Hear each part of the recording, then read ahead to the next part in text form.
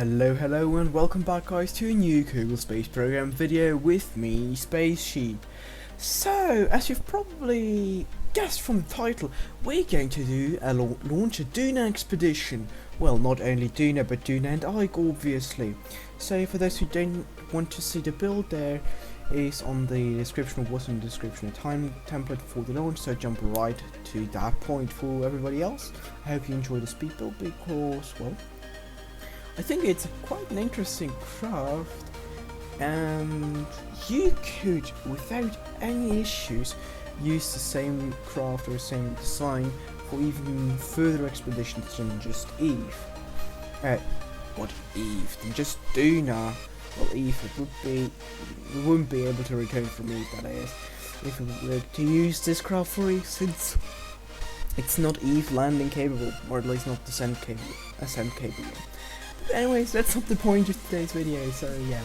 But like I said, you can use this craft without any issues to go to Jewel and land into Moons of Jewel. That should be no issue at all. Yeah, but anyways, let's jump quickly back onto the footage on screen. So you saw me there first build our main craft, I'd say, with a mobile processing lab, a cupola module, which will actually function somewhere at a space station, and then a crew module with a return stage, and two lander cannons with a descent vehicle, and both are identically, even though obviously we will not use 2 times a heat shield, but one heat shield for kind of is planned to be used on Duna, and the other one we'll just ditch when we go to Ike. So just makes life a bit easier when you just have to build one craft, and you can just use the mirror mode to get 2 crafts out of that in the end.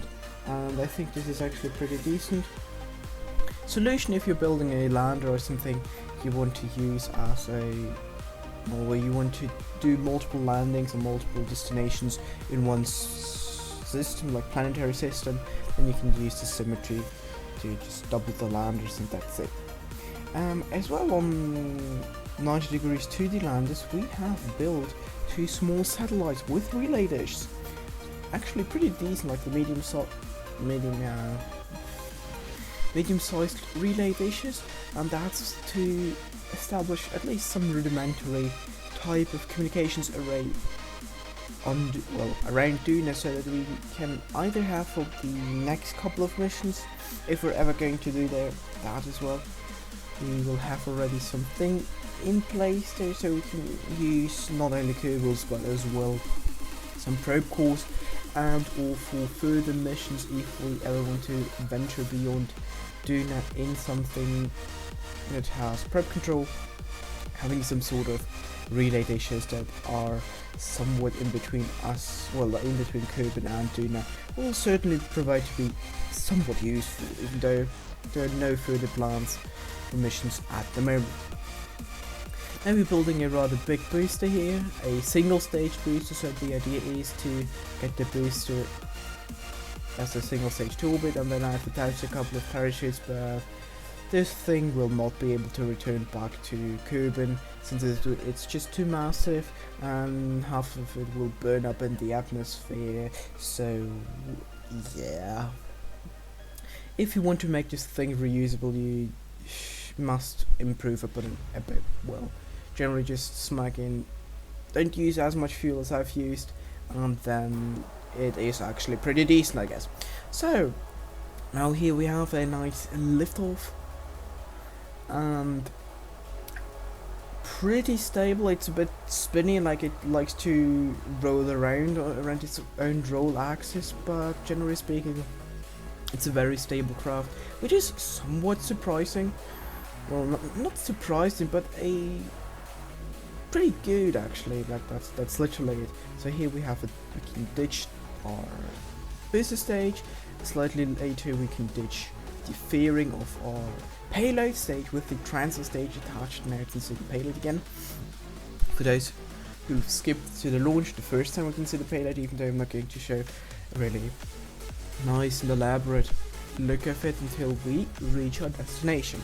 So after fiddling around with maneuver nodes and so on and so forth, like I usually do in my videos, I'm not going to show the transfer burn and all the correction burns. Well, there was one correction burn mid-flight, so I'm just going to launch from Kerbin here, and after that we already arrive at Duna and Ike, and here you can see the craft, the Duna exploration vessel in its full glory around the red planet. Well, the red planet is no more Mars, but you get the meaning, right? So Duna is obviously the equivalent of Mars without, you know, just not Phobos and Deimos. We just have Ike, one huge satellite, but we love Ike, don't we?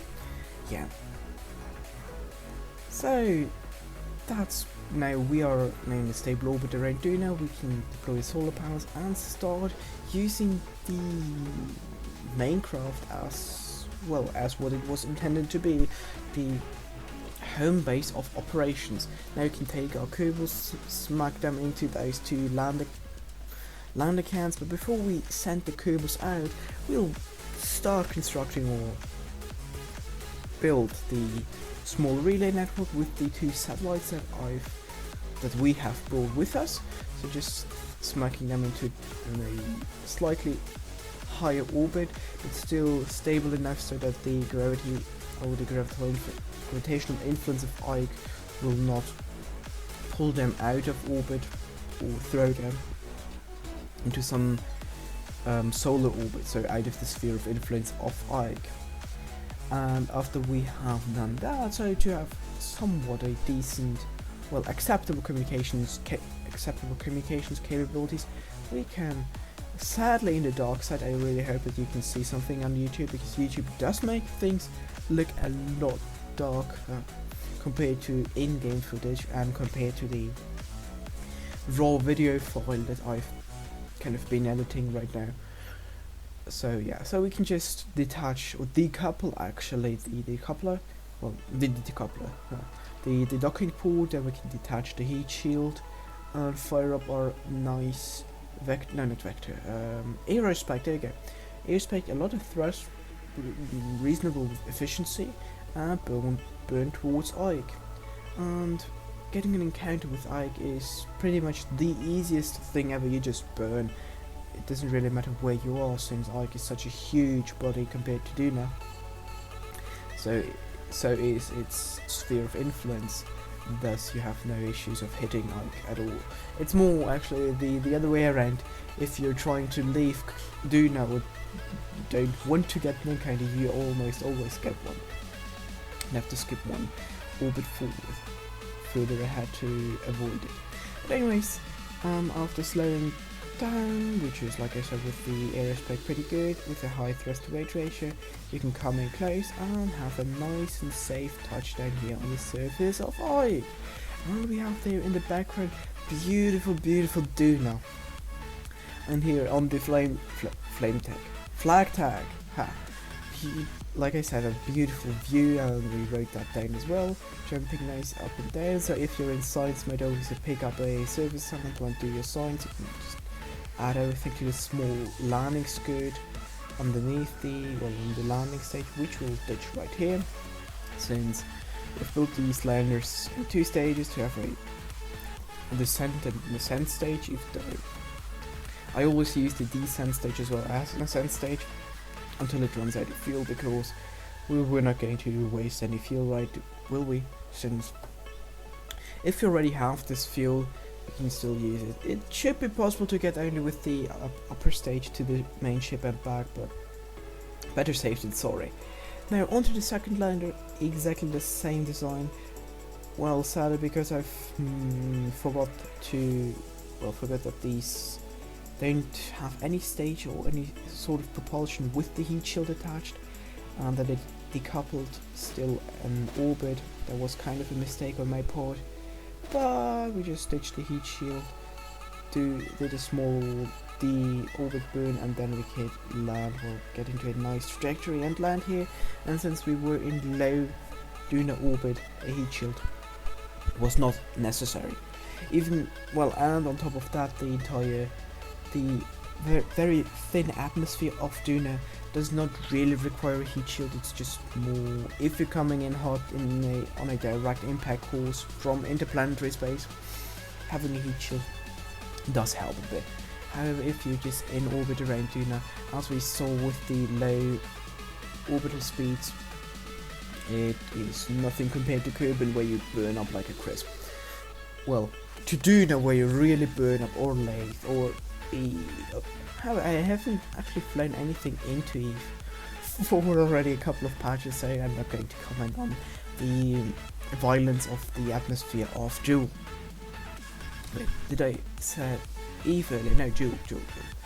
So yeah, Eve is deadly, Lathe is deadly as well, but slightly less deadly, and Jewel, I have no clue, and Kerbin is not as deadly as Eve and Lathe, so yeah.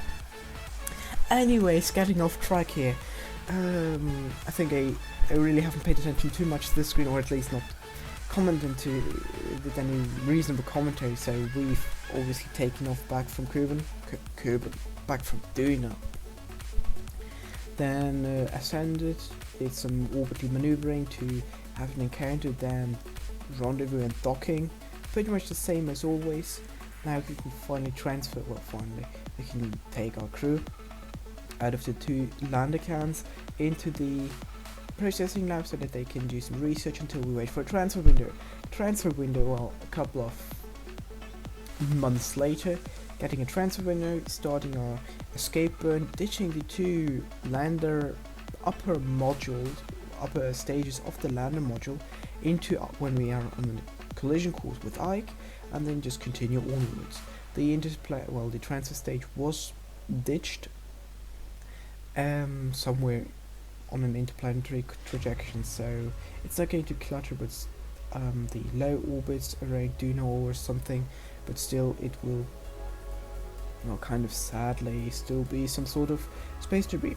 Now, arriving at Kerbin, we can inflate our humongous, 10 meter diameter heat shield as we hit the upper part of Kerbin's atmosphere. We did quite deep down, 45-ish kilometers. We could have gone for a slightly lower approach, but better safe than sorry. After we ditched the heat shield, we still had 4 small engines on the science stage, actually. No, not science stage, on the lower, just regular space station stage type of thing. And with that we could bring ourselves into a high circular orbit around Kerbin into 250 kilometers. Now you can ditch the crew module, or decouple the crew module, the orbit, and now you can see how totally over-engineered I have. This craft is totally over-engineered, so the entire return stage, the entire stage including fuel tank and engine stage, that was meant to bring us back from Duna to Kerbin, was not even used. So that's why you can use this craft even for further adventures.